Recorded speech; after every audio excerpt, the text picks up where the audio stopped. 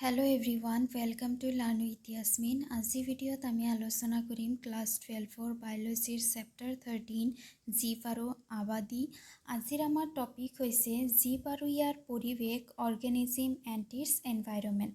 তাৰমানে যিবোৰ জীৱ আছে একেবাৰে এককোষী প্ৰাণীৰ পৰা আৰম্ভ কৰি বহুকোষী প্ৰাণীলৈকে যিমানবোৰ জীৱ আছে প্ৰত্যেকটো জীৱে ইয়াৰ পৰিৱেশৰ সৈতে কেনেকৈ সম্পৰ্ক স্থাপন কৰে। পৰিৱেশ মানে হৈছে যেনেকুৱা উষ্ণতা, তাৰপিছত পানী, মাটি, যিবোৰ অজৈৱিক উপাদান আছে অজৈৱিক উপাদানৰ সৈতে কেনেকৈ সম্পৰ্ক স্থাপন কৰে।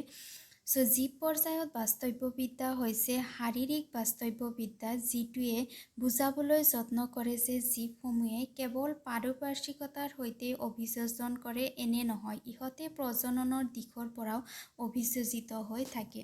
তাৰমানে কি হয় যে বাস্তৱবিদ্যা বুলি ক'লে বাস্তৱবিদ্যাৰ যে আমি 4টা ভাগ পালোঁ, সেইটো বুলি ক'লে এনেকুৱা নহয় যে জীৱসমূহ শাৰীৰিকভাৱে এটা আনটোৰ ওপৰত নিৰ্ভৰশীল সহায়ৰ কাৰণে বা হাৰ্ম কৰাৰ কাৰণে, তেনেকুৱা নহয়। জীৱবোৰে প্ৰজননৰ কাৰণেও অভিযোজিত হয়। তাৰমানে অভিযোজিত হোৱা মানে কি এডাপ্টেশ্যন হোৱা, প্ৰজননৰ কাৰণেও প্ৰাণীবোৰে পৰিৱেশৰ সৈতে নিজকে খাপ খুৱাব লাগে।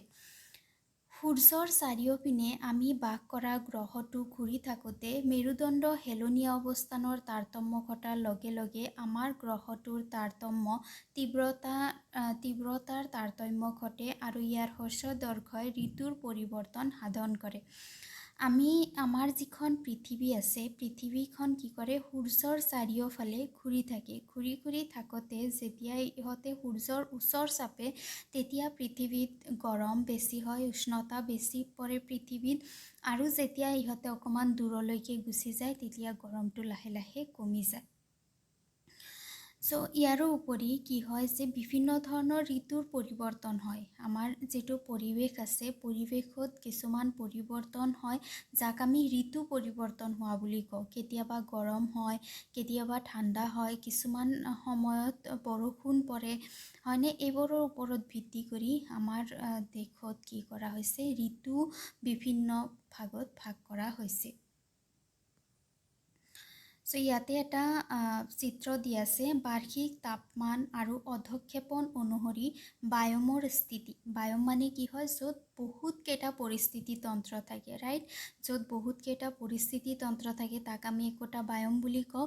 এই গোটেইটো হৈছে কি এটা বায়ম। ইয়াৰে এইটো হৈছে এটা পৰিস্থিতি তন্ত্ৰ, যেনেকুৱা বিষুৱীয় অৰণ্য, নাতিশীতোষ্ণ অৰণ্য, সৰল গছ অৰণ্য, সুমেৰু আৰু উচ্চ পাৰ্বত্য ভূমিৰ তুন্দ্ৰা, মৰুভূমি, ঘাঁহনি, এইবোৰ হৈছে কি একোটা পৰিস্থিতি তন্ত্ৰ। গোটেইখিনি মিলি হৈছে বায়ম, আৰু বায়মৰ ভিতৰত আছে বহুতকেইটা পৰিস্থিতি তন্ত্ৰ। এই পৰিস্থিতি তন্ত্ৰসমূহত অধক্ষেপণ মানেই হৈছে বৰষুণ কেনেকুৱা ধৰণৰ পৰে আৰু ইয়াৰ বাৰ্ষিক তাপমান গৰম কেনেকুৱা ধৰণৰ হ'ব পাৰে। এতিয়া এইটো যিটো মৰুভূমি এৰিয়া আছে, য়েলো কালাৰখিনি হৈছে কি মৰুভূমি এৰিয়া। এই মৰুভূমি এৰিয়াত যিটো তাপমান সেইটোৰ মাত্ৰা বহুত বেছি হয়। ইয়াৰ তাপমান তোমাৰ 5ৰ পৰা ষ্টাৰ্ট হয়, ইয়াতে 30লৈকে 25-30লৈকে থাকে তাপমান। কিন্তু ইয়াতে যিটো বৰষুণৰ মাত্ৰা খুবেই কম হয়। এইটো হৈছে বৰষুণ, এক্স এক্সিছ বৰষুণৰ, আৰু এইটো ৱাই এক্সিছ হৈছে কি তাপৰ। ইয়াতে বৰষুণৰ মাত্ৰা কি হয়, বহুত কম থাকে। তাৰপিছত এইটো হৈছে কি নাতিশীতোষ্ণ অঞ্চল। এই যিটো গ্ৰীণ অংশ আছে এইটো হৈছে নাতিশীতোষ্ণ অঞ্চল। নাতিশীতোষ্ণ অঞ্চলত কি হয়, বৰষুণ যিমানখিনি যেনেকুৱা পৰে ইয়াতে আকৌ গৰমো তেনেকুৱা হয়। যদিও গৰম বেছি হয়, বৰষুণ পৰে, নাতিশীতোষ্ণ অঞ্চলত এটা বেলেঞ্চ থাকে। গৰম অঞ্চল বুলিও ক'ব নোৱাৰি, ঠাণ্ডা অঞ্চল বুলিও ক'ব নোৱাৰি। তাৰপিছত এইটো হৈছে কি সুমেৰু অঞ্চল। এইখিনি হৈছে সুমেৰু অঞ্চল। সুমেৰু অঞ্চলৰ উষ্ণতা হায়েষ্ট উষ্ণতা ইয়াতে 0 ডিগ্ৰী হ'ব পাৰে, আৰু লয়েষ্ট ইয়াতে যায় -10 ডিগ্ৰীলৈকে গুচি যায়। এইটো ঠাইত মজলীয়া বৰষুণ হয়, বৰষুণৰ মাত্ৰা বৰ বেছি নহয়। তাৰপিছত এইটো হৈছে এটা সৰল গছ অৰণ্য। সৰল গছ অৰণ্যটোত তাপমান 15 ডিগ্ৰী চেণ্টিগ্ৰেডলৈকে থাকে আৰু বৰষুণ 250 চেণ্টিমিটাৰ প্ৰিচিপিটেশ্যন হ'ব পাৰে 250 লৈকে। সো ইয়াতো গৰম ঠাণ্ডা মজলীয়া ধৰণৰ থাকে, মিডিয়াম থাকে গৰম আৰু ঠাণ্ডা। আৰু এটা হৈছে কি ঘাঁহনি অঞ্চল, এইটো হৈছে এটা ঘাঁহনি অঞ্চল। এইটো হৈছে ঘাঁহনি অঞ্চল। এইখিনি য়েলোখিনি হৈছে মৰুভূমি, এইখিনি য়েলোখিনি হৈছে ঘাঁহনি অঞ্চল, এইখিনি হৈছে বিষুৱীয় অৰণ্য। এইটো অৰণ্যত উষ্ণতা হায়েষ্ট থাকে আৰু বৰষুণো হায়েষ্ট হোৱা দেখিবলৈ পোৱা যায়।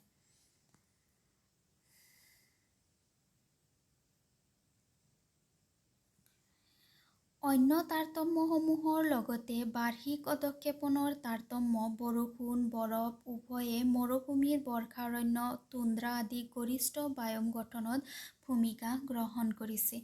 যিহেতু তাৰতম্য হৈ থাকে, বৰষুণৰ তাৰতম্য হৈ থাকে, তাৰপিছত উষ্ণতাৰ তাৰতম্য হৈ থাকে, সেইকাৰণে কি হয় একোটা বায়ুমত বেলেগ বেলেগ পৰিস্থিতি তন্ত্ৰৰ সৃষ্টি হ'ব পাৰে বা বায়ুমৰ সংখ্যাও বহুত বেছি হ'ব পাৰে। বায়ুম মানে কি য'ত উষ্ণতা একে থাকে, একে ধৰণৰ উদ্ভিদ আৰু প্ৰাণী থাকে, তাক কি বুলি কোৱা হয় বায়ুম বুলি কোৱা হয়।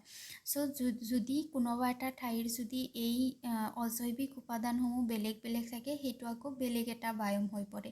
চ' যিহেতু পৰিৱৰ্তন হয়, যাৰ কাৰণে বহুত বায়ুম সৃষ্টি হ'ব পাৰে। প্ৰতিটো বায়ুমৰ নিজস্ব স্থানীয় আৰু মাণ্ডলিক তাৰতম্য বিভিন্ন আৱাসৰ সৃষ্টি কৰে। ভাৰতত গৰিষ্ঠ বায়ুমসমূহৰ নাম দিয়া আছে ইয়াৰ পিছৰ পেজত। আমাৰ পৃথিৱীখনত যে মাথো অনুকূল বাতাবৰণৰ আৱাসতেই জীৱ বাস কৰিছে এনে নহয়। জীৱসমূহ অতি চৰম আৰু কঠিন অৱস্থা, যেনে ৰাজস্থানৰ ৰুক্ষ মৰুভূমি, অবিৰাম বৰ্ষা সিক্ত মেঘালয় অৰণ্যসমূহ, গভীৰ সমুদ্ৰৰ ঘাট, তীব্ৰবেগী নিজৰা, বৰফাবৃত মেৰু অঞ্চল, সুউচ্চ পৰ্বতৰ শিখৰ, উত্তপ্ত গৰম পানীৰ উঁহ, দুৰ্গন্ধময় পচন গাঁত বা এনে বহুতো আৱাসত জীৱসমূহ বাস কৰে। চ' আমাৰ যিবোৰ জীৱ আছে, আমাৰ জীৱসমূহে যে কেৱল নাতিশীতোষ্ণ অঞ্চল বা অনুকূল পৰিৱেশতে বাস কৰে এনেকুৱা নহয়। অতিমাত্ৰা গৰম থকা আমাৰ মেৰুভূমি অঞ্চলতো জীৱ বাস কৰে। তাৰপিছত যিবোৰ ঠাণ্ডা অঞ্চল আছে, মেৰু অঞ্চল আছে, মেৰু অঞ্চলতো জীৱ বাস কৰে, পৰ্বতত জীৱ বাস কৰে, পাহাৰত জীৱ বাস কৰে, যি ঠাইত গৰম পানী থাকে সেইটো ঠাইতো জীৱ বাস কৰে, বা পচা গোন্ধ থকা ঠাইতো জীৱসমূহে বাস কৰে। আনকি আমাৰ অন্ত্ৰসমূহত শ অণুজীৱৰ প্ৰজাতিয়ে বাস কৰে। চ' এনেকুৱা নহয় যে জীৱসমূহ বাহিৰতে বাস কৰে। আমাৰ পেটৰ ভিতৰত আমাৰ যিটো স্মল ইণ্টেষ্টাইন আছে, আমাৰ যিটো অন্ত্ৰ আছে, সেইটোৰ ভিতৰতো বহুত ধৰণৰ জীৱ বাস কৰিব পাৰে। তাৰমানে জীৱসমূহ বাস কৰাৰ কাৰণে এনেকুৱা এটা নিৰ্দিষ্ট পৰিৱেশ নাই য'ত জীৱসমূহ বাস কৰে। জীৱসমূহ বেলেগ বেলেগ পৰিৱেশত বাস কৰিব পাৰে, একেবাৰে বাহিৰৰ মৰুভূমি মেৰুৰ পৰা ষ্টাৰ্ট কৰি মানুহৰ অন্ত্ৰলৈকে। এইকেইটা বায়ুমৰ যে ছবি দিয়া আছিল, এইটো প্ৰথমটো হৈছে বিষুৱীয় বায়ুম, এইটো হৈছে পৰ্ণপাতী, তাৰপিছত তলত আৰু দুটা আছে, এটা হৈছে মৰুভূমি, এইটো হৈছে মৰুভূমি,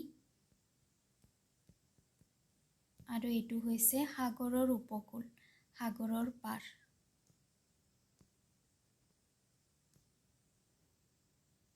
চ' এইবোৰ হৈছে কি ভাৰতৰ গৰিষ্ঠ বায়ুম, ভাৰতৰ ডাঙৰ বায়ুম।